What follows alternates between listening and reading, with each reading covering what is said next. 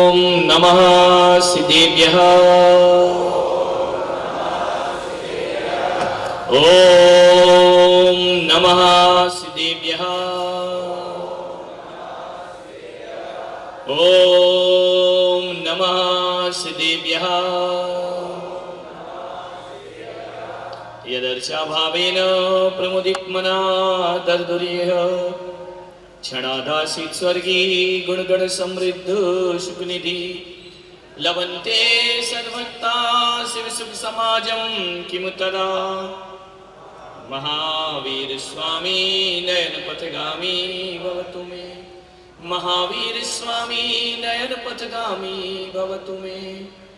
महावीर स्वामी नयन पथगामी भवतु मे।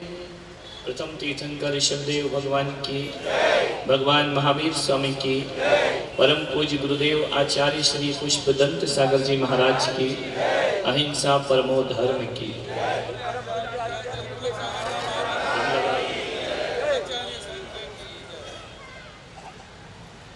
प्यारी प्यारी भव्यात्माओं,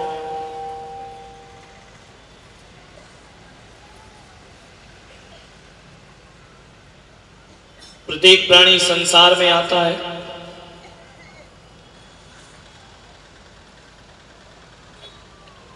आने के तीन कारण होते हैं। पहला कारण वह कर्म को भोगने के लिए आता है। दूसरा कारण कर्म बंद करने के लिए आता है। और हमारे जैसे लोग कर्मों का नाश करने के लिए आते हैं। तीन लोग आते हैं।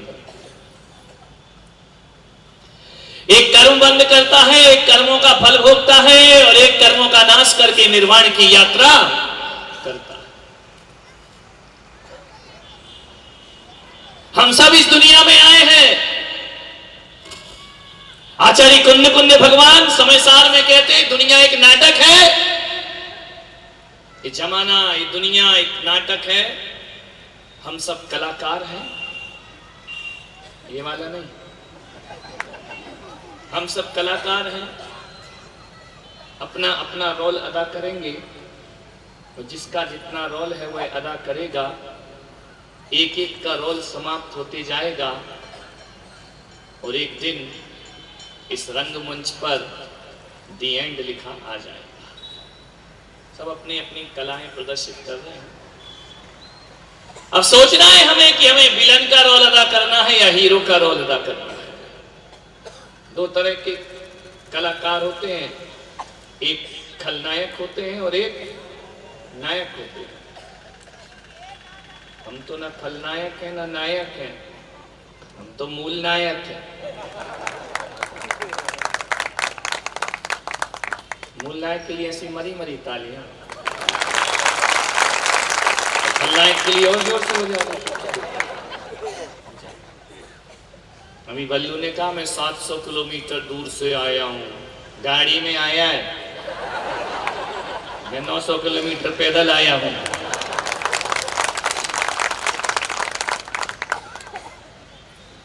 लेट हो गया। तू लेट आया तो हम लेट आएंगे। समझ गए क्या? नहीं जाने क्या हो गया इस बागर को। कल हसमुख जी आए, बोले मैं प्रतिनिधि हूं। आज ये आए हम प्रतिनिधि हैं। वो निधि कहाँ है जो हम छोड़ के आए?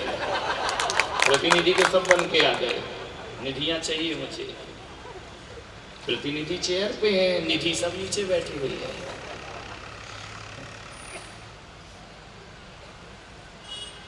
विचार करना है आपको। एक दिन हमने परछाई से पूछा कि बताओ तुम मेरे साथ क्यों चलते हो। एक दिन हमने परछाई से पूछा कि बताओ तुम मेरे साथ क्यों चलती हो। परछाई ने बड़े अदब से उत्तर दिया, मेरे सिवा तुम्हारा है भी कौन जिसके मैं साथ चलो या तुम्हारे जो साथ। अपनी परछाई के अलावा अपना कुछ नहीं है। ना धन है, ना दौलत है, ना रुपया है, ना पैसा है।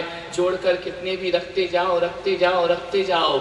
आदमी जब जाएगा तो कुछ भी लेकर के नहीं जाता है। लोग कहते हैं कि आदमी जब संसार में आता है, अरे खाली हाथ आता है और खाली हाथ जाता है। लेकिन मैं पुलक सागर कहता हूं कि आदमी खाली हाथ नहीं आता है, आदमी लेकर तो बहुत कुछ आता है, लेकिन जाता है तो खाली हाथ लौट करके जाता है। एक बात याद रखना, जब तुम इस संसार में, जब उस धरती पर तुम आए थे, रुपया पैसा नहीं लाए थे, धन दौलत नहीं लाए थे, इज्जत शोहरत नहीं लाए थे, लेकिन एक चीज तो हर आदमी लेकर आता है। जब भी आदमी धरती पर आता है तो शरीर को साथ लेकर आता है, लेकिन जाता है तो नादान शरीर भी छोड़कर दुनिया से विदा हो जाया करता है। कुछ लाओ या ना लाओ, इस शरीर लेकर के तो आदमी जरूर आता है धरती। हम शरीर लेकर आए हैं, जाएंगे, इसे भी यहीं पर छोड़ करके जोड़ कर रख लो, चाहे कितने भी हीरे मोती, मगर ये याद रखना, कफन में जेब नहीं होती, कफन में जेब नहीं होती। ध्यान रखना, सोचे, एक फूंक मारो तो दीपक बुझ जाता है। अभी दीप प्रज्वलन हुआ, एक हवा के झोंके में दिया बुझ जाता है। एक फूंक मारो तो दीपक बुझ जाता है। हवा का छोटा सा झोंका आ जाए तो जीवन दीपक का नष्ट हो जाया करता है। एक होता है दीपक और एक होती है अगरबत्ती।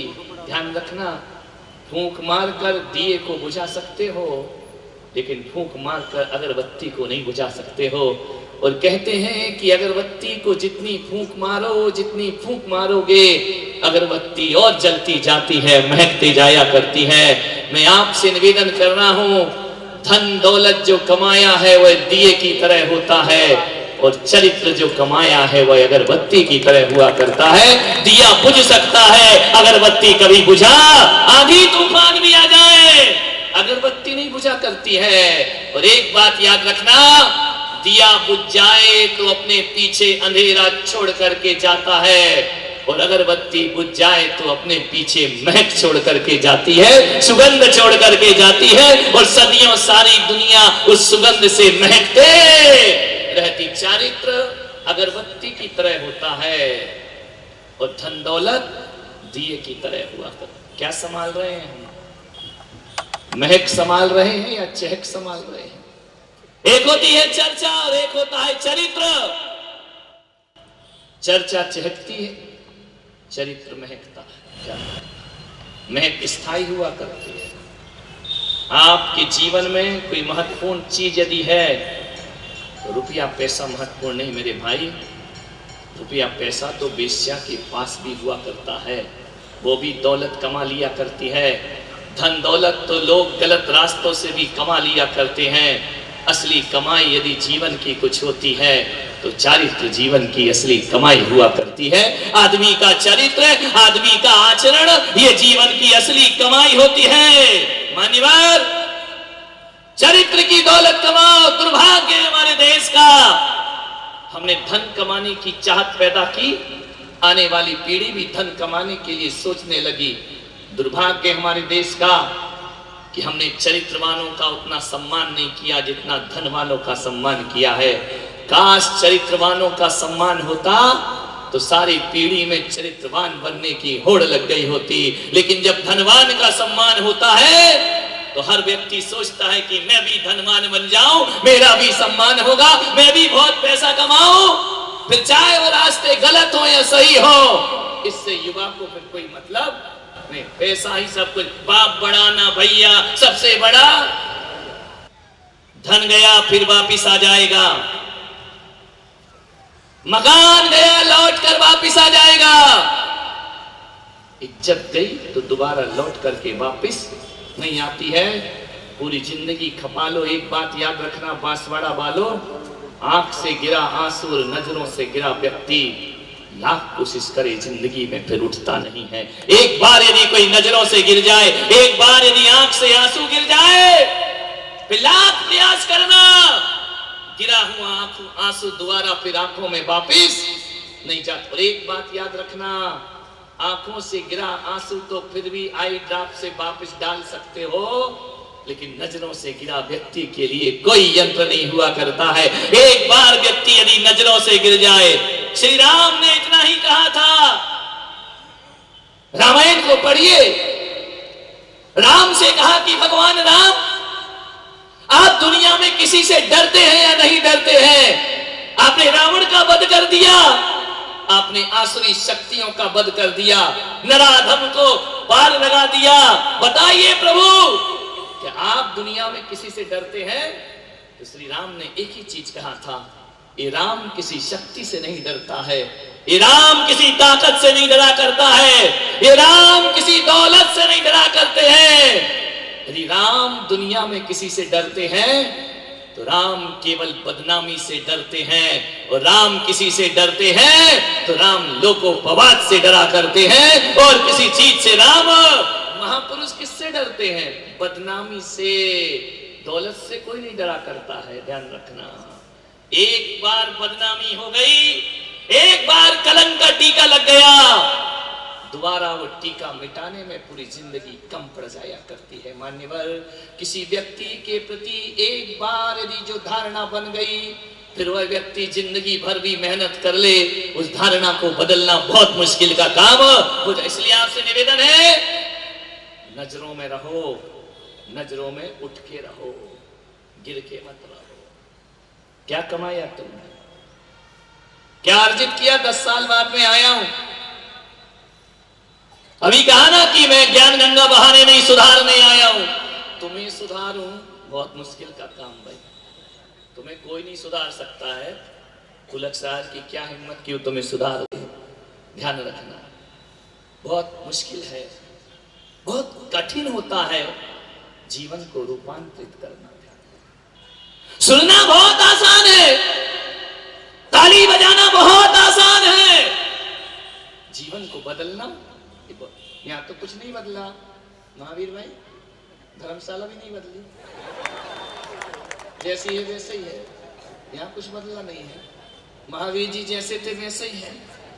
मैं तो समझ रहा था कि इतने बड़े बड़े चातुर्मास मेरे पास 10 साल से हो रहे हैं, तो ज्यादा नहीं तो चुल्लक उल्लक तो बन ही जाएंगे। क्या करें वो चुल्लक सेनापति, कह रपन तो भट्टारक बनेंगे, वो भी हाउसिंग बोर्ड के। नहीं अभी बनो तो मैं धर्मशाला तुम्हारे नाम करा दूंगा। मैंने सोचा कि कुछ तो बदला होगा, नहीं बाबा, चुल्लक कोई नहीं बना, गुल्लक बड़ी हो गई है। ध्यान रखना, निरंतर पैसा पैसा पैसा जरूरी है जीने के लिए, वो भी जरूरी है, लेकिन उससे भी जरूरी आदमी का चरित्र हुआ करता है। रास्ते से निकल रहा था, एक बगीचा पड़ा, फूल मुस्कुरा रहा था, खिल रहा था, गुलाब का था, बड़े आनंद से खुशबू बिखेर रहा था, इठला रहा था अपने डाली पर। उस फूल से हमने पूछा, सुबह खिले हो शाम मुरझा जाओगे, झड़ जाओगे। ए फूल भाई जरा इतना तो बता, तेरे जीवन का सार क्या हुआ करता है? उस फूल ने कहा, मुनिश्री मैं ज्यादा तो नहीं जानता हूं, लेकिन इतना कह सकता हूं कि मेरी जिंदगी का सार तो कुछ भी नहीं है।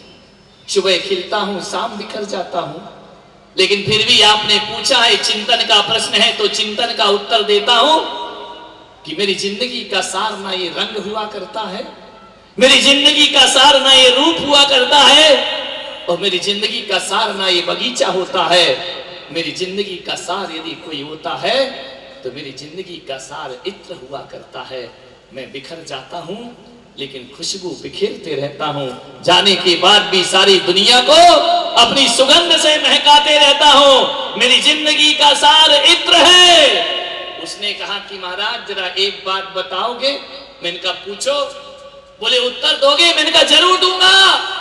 बोले मेरी जिंदगी का सार इत्र है, आपकी जिंदगी का सार क्या है? इस मानव की जिंदगी का सार क्या है? मैंने कहा मानव की जिंदगी का भी बहुत सार हुआ करता है। बोले क्या सार है?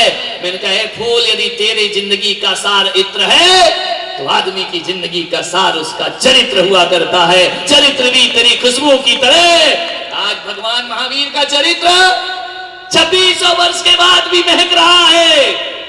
महक नहीं रहा है, हम जैसे कई जैसे चरित्रों का निर्माण भी कर रहा। भगवान महावीर जयंती, लोगों ने कहा महाराज बांसवाड़ा आने का उद्देश्य क्या है? मैंने कहा महावीर बोहरा और महावीर जयंती, बस दो ही, ज्यादा नहीं। बाकी तुम्हारा तुम लोग कुछ नहीं करोगे, जो दीक्षा से पहले ही हमारे बाजू में बैठ रहा है उससे कोई उम्मीद रखी जा सकती है? मैं तो चाह रहा हूं, बोले महाराज आप आचार्य बन गए। अरे आचार्य गुरु ने बना दिया, आचार्य की गरिमा तो तुम बनाओगे ना। दीक्षा लोगे जब तो मैं आचार्य हूं, नहीं तो काहे का आचार्य। एक आध को तो ले जाने का मन है। लोकेश, कोई समाज की इच्छा है तुम बन जाओ। अच्छा, अभी नहीं, अभी आशा जगी है कि कोई आशा मिलेगी। मालूम है निराशा ही मिलना है। विचार करिए, सोचना है आपको आदमी की जिंदगी का सार उसका चरित्र हुआ करता है।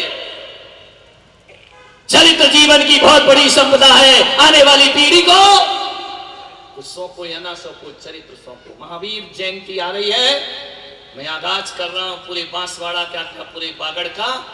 ऐसी महावीर जयंती इस बार की होना चाहिए कि केवल महावीर की जय जयकार नहीं, महावीर का आचरण भी हमारे जीवन में उतरना चाहिए। महावीर जैसा जीवन, महावीर जैसा समत्व, महावीर जैसा त्याग, महावीर जैसा आचरण, महावीर के वो संदेश हमारे जीवन में जरूर आना चाहिए। जुलूस तो हर बार निकला करते हैं, शोभा यात्रा हर बार निकला करती है। इस बार तो कुछ जीवन में परिवर्तन होना चाहिए। मैं ये नहीं कहूंगा कि जो महावीर को श्रीफल चढ़ाता है वो महावीर का भक्त होता है। मैं ये नहीं कहूंगा कि जो महावीर की याद में दीप जलाएगा वो महावीर का भक्त हो जाएगा। मैं तो कहता हूं जो जियो और जीने दो का संदेश दीवारों पर नहीं जिंदगी में लिख करके जाएगा वो महावीर का भक्त। जियो और जीने दो।